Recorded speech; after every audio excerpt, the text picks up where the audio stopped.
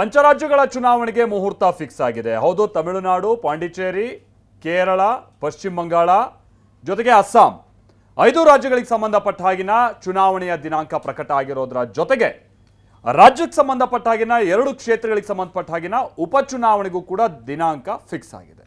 ಬನ್ನಿ ಇದಕ್ಕೆ ಸಂಬಂಧಪಟ್ಟ ಹಾಗಿನ ಡೀಟೇಲ್ಸ್ ನೋಡ್ಕೊಳ್ಳೋಣ.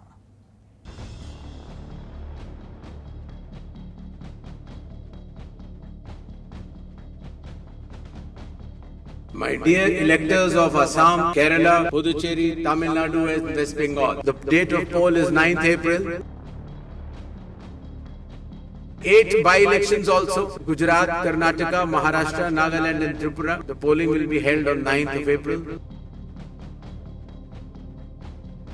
ದೇಶ ಮತ್ತೊಮ್ಮೆ ಪಂಚರಾಜ್ಯ ಚುನಾವಣೆಗೆ ಸಜ್ಜಾಗ್ತಾ ಇದೆ. ದೇಶದಲ್ಲಿ ಕುತೂಹಲ ಮೂಡಿಸಿರುವ ರಾಜ್ಯಗಳ ಎಲೆಕ್ಷನ್ಗೆ ಅಖಾಡ ಸಜ್ಜಾಗಿದೆ. ಅಸ್ಸಾಂ, ತಮಿಳುನಾಡು, ಪಶ್ಚಿಮ ಬಂಗಾಳ, ಕೇರಳ ಹಾಗೂ ಪುದುಚೇರಿ ಮತಹಬ್ಬಕ್ಕೆ ಚುನಾವಣಾ ದಿನಾಂಕ ಘೋಷಣೆಯಾಗಿದೆ. ಯಾವ ರಾಜ್ಯಕ್ಕೆ ಯಾವಾಗ ಮತದಾನ ನಡೆಯುತ್ತೆ, ಫಲಿತಾಂಶ ಹೊರಬೀಳೋದು ಯಾವತ್ತು ತೋರಿಸ್ತೀವಿ ನೋಡಿ.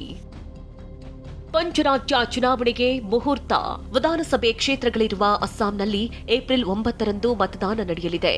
ಇದೇ ದಿನ 30 ಕ್ಷೇತ್ರಗಳಿರುವ ಪುದುಚೇರಿ ಹಾಗೂ 140 ಸ್ಥಾನಗಳಿರುವ ಕೇರಳದ ಮತದಾರ ಮತ ಹಾಕಲಿದ್ದಾನೆ.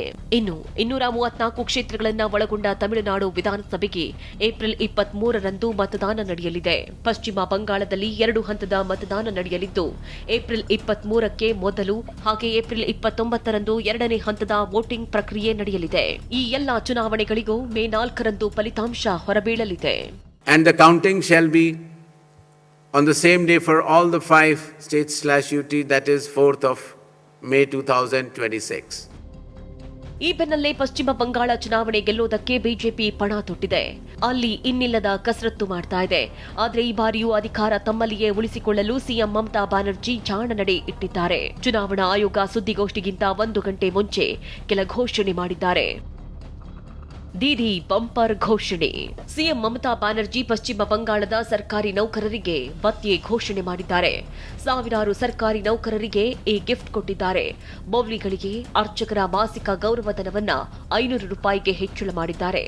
ಇನ್ನು ಮುಂದೆ ಅರ್ಚಕರು, ಮೌಲ್ವಿಗಳು ತಿಂಗಳಿಗೆ 2,000 ರೂಪಾಯಿ ಪಡೆಯಲಿದ್ದಾರೆ. ಮತ್ತೊಂದೆಡೆ ತಮಿಳುನಾಡಿನ ಚುನಾವಣೆಯೂ ರಂಗೇರಿದೆ. ಸದ್ಯ ದ್ರಾವಿಡ ನೆಲದಲ್ಲಿ ಟಿವಿಕೆ ಪಕ್ಷ ಸ್ಥಾಪನೆ ಮೂಲಕ ನಟ ದಳಪತಿ ವಿಜಯ್ ಹೊಸ ಅಲೆ ಸೃಷ್ಟಿಸಿದ್ದಾರೆ. ಹೀಗಾಗಿ ಬಿಜೆಪಿ ವಿಜಯ್ ಮೇಲೆ ಕಣ್ಣಿಟ್ಟಿದೆ. ಮೂಲಗಳ ಪ್ರಕಾರ ವಿಜಯ್ಗೆ ಬಿಜೆಪಿ ಉಪಮುಖ್ಯಮಂತ್ರಿ ಸ್ಥಾನದ ಆಫರ್ ಕೊಟ್ಟಿದ್ಯಂತೆ. ಒಂದ್ ವೇಳೆ ಬಿಜೆಪಿ ಮೈತ್ರಿ ಭಾಗವಾದ್ರೆ 80 ಸ್ಥಾನಗಳನ್ನು ಬಿಟ್ಟುಕೊಡುವುದಾಗಿ ಹೇಳಿದೆ ಅಂತ ವರದಿಯಾಗಿದೆ.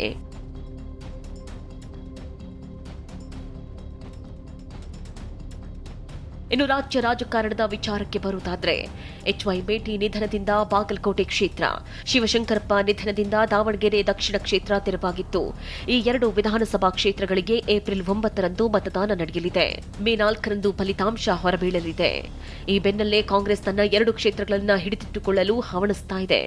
ಆಗಲಿ ಬಿಡಿ, ನಾವು ತಯಾರಿದ್ದೀವಿ. ಅದರಿಂದ ನಮಗೇನು ಅನುಮಾನ ಇಲ್ಲ. ಎಲ್ಲ ವರದಿ ತರಿಸ್ಕೊಂಡಿದ್ದೀವಿ.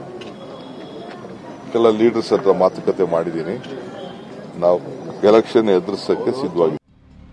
ಮತ್ತೊಂದು ದೊಡ್ಡ ರಾಜಕೀಯ ಸಂಗ್ರಾಮಕ್ಕೆ ವೇದಿಕೆ ಸಜ್ಜಾಗ್ತಾ ಇದೆ. ಪಂಚರಾಜ್ಯ ಚುನಾವಣೆಗೆ ಮುಹೂರ್ತ ಫಿಕ್ಸ್ ಆಗಿದ್ದು, ರಾಜಕೀಯ ಚದುರಂಗದಾಟ ಚುರುಕು ಪಡೆದುಕೊಳ್ತಾ ಇದೆ. Bureau report, TV9.